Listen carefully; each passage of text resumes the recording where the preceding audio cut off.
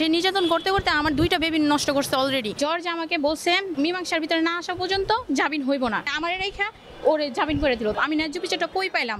ওই বড় মঞ্জিলে সে কিন্তু আবার আমার হুমকি দামকি দিতেছে। প্রভাবশালী একজন বিএনপি নেতার সবসময় সে দাপট দেখায়, মানুষদের হুমকি দামকি দিয়া ভয়ভীতি দেখায়, চুপ করে রাখে, যার কারণে আমি এইসব সহ্য করতে না পেরা আমি তারে আবারও বোঝানোর চেষ্টা করি যে দেখো তুমি অস্ত্র মামলা থেকে এগুলো বাইরে হয়ে যাও। সে ওগুলো শুনে না, সে ওই প্রভাবশালী নেতার ক্ষমতার জোরে সে আমার সাথে অত্যাচার করে, আবার তার পরকীয়াও লিপ্ত আছে। তো আমি সহ্য করতে না পেরা আমি কোর্টে মামলা করি যে আমি একটা সুস্থ বিচার চাই। আমার লাইফটা যে শেষ করছে, আমার ক্যারিয়ারটা যে ধ্বংস করছে, আমার স্বর্ণ অলংকার বেচাও খাইছে, আবার আমার ফ্যামিলি বাসা থেকে 1,20,000 টাকা আনছে, ওগুলাই না ওগুলো শেষ করছে। এখন তারা আমার ছুঁড়া ফেলা দিচ্ছে, মানে মারধর কইরা আমার মেডিকেলে ভর্তি করছে। আমার শ্বশুর বলছে যে আমার মুখের দিকে তাকায়া তুমি থাকো, আমরা এটা দেখতেছি, কিন্তু তারা এর কোনো দেখতেছেও না, কোনো কিছুও না। মানে আমি অনেক অসুস্থ, যার কারণে আমি টিকতে না পারা 9টা বছরে টিকতে অনেক সহ্য করছি। পরে আমি আসছি মামলা করতে, আর কি কোর্টে আসছি মামলা করতে। এখন মামলা করতে আসছি, ওনারা আবার অ্যারেস্ট ওয়ারেন্ট দিছে, দেওয়ার পরে 15 দিনের মাথায় আমার জিম্মায় সে জামিন হয়।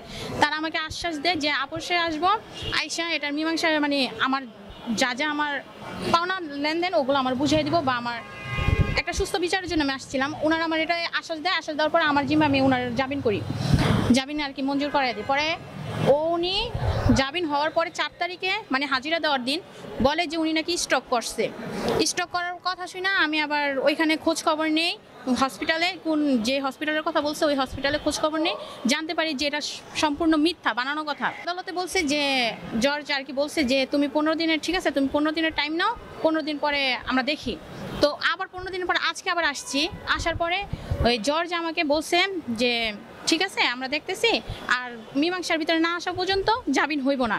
আমাকে বললো সবার সামনে, ভরা মঞ্জিলে এক কথা বললো, আর তার খাঁচ কামরার ভিতরে ওইখানে রুমে নিয়ে তারপর আমার রেখা ওরে জামিন করে দিল। তাহলে এটা কিভাবে সম্ভব? আমি ন্যায্য বিচারটা কই পাইলাম, বা কোথায় গেলে আমি ন্যায্য বিচারটা পাবো? আপনারা আমার বইলা দেন যে আমার এখানে গেলে ন্যায্য বিচারটা হইব বা হইব। আমার বললো, আমার এইভাবে আশ্বাস দিতেছে, তারপর আবার ওই বড় মঞ্জিলে সে কিন্তু আবার আমার হুমকি দামকি দিতেছে, ওই নেতার আর কি বিএনপি নেতার জোর দেখায়া, সে আমাকে অস্ত্র দেখায়া যে আমার মেরে ফেলবো যদি মুখ খুলি।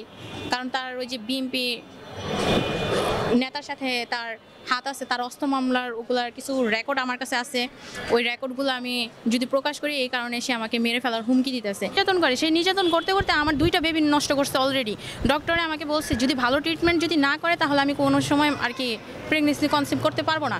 তারপরও সে কথা শোনার পরেও কিন্তু সে ওইখানে থাইমা থাকে না, সে আমার ফ্যামিলির কাছে আমার পাঠায় দেয় মারধর করে আর কি। সর্বশেষ কোর্ট নামার পরে বা কোর্ট চলমানের শেষ প্রক্রিয়ার শেষে দিয়ে আমরা বিজ্ঞ আদালতে গিয়ে আদেশ দেখতে যাই। আদেশ দেখার পরে দেখি যে আদেশে লেখছেন বাদী অত্র আদেশ মানে না বলে আসামিকে অত্র মামলা থেকে জামিন স্থায়ী করা হলো।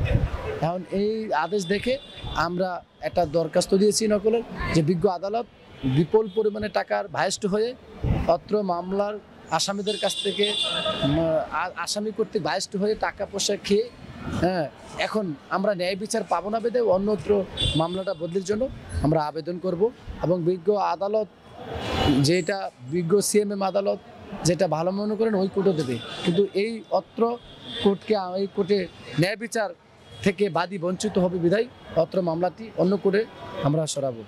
এবং বাদীর ন্যায় বিচার প্রতিষ্ঠা করার জন্য আর যেন কখনো কোনো সময় কোনো কোর্টকে রাজনৈতিক প্রভাব বিস্তার করে কোনো ক্ষমতাধর মানুষ যেন আমাদের বিচারকে কক্ষিগত না করতে পারে সেই প্রত্যাশা ব্যক্ত করে